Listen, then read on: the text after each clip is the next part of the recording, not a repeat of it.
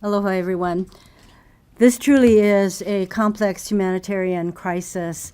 And to characterize this crisis as a political issue does not reflect the values that our country stands for. And so I stand before you understanding a little bit of the desperation and hope that some people have that will enable them to take risks, to leave the country that they know, to come to a whole new country in the hopes of starting a better life. And my mother had that courage. She escaped an abusive marriage in Japan and brought me to this country at age 8. It was scary enough for me at age 8 to come with my mother to this country. But can you imagine how scared these children are who are unaccompanied?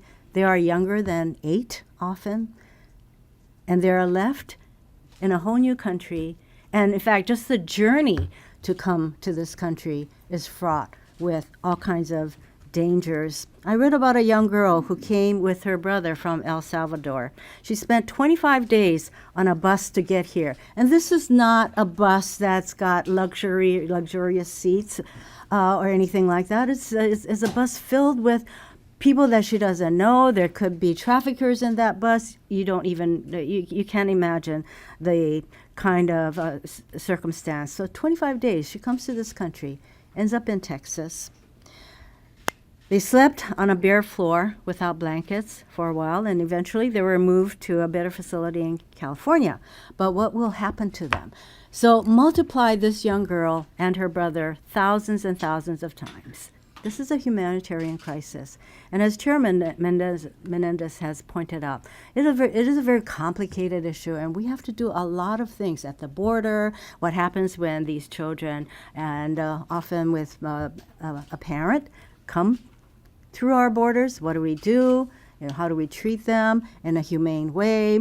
And when they go back to their countries from which they are fleeing horrible conditions and violence, what happens there? So there are just a range of challenges that we face. But truly, the biggest point I want to make is, and this is echoed by my colleagues here, this is a humanitarian crisis. This is not a political crisis. So we need to do the humane things. So I know that some of us will be visiting some of these border facilities so we can see for ourselves what the conditions are and what more we can do.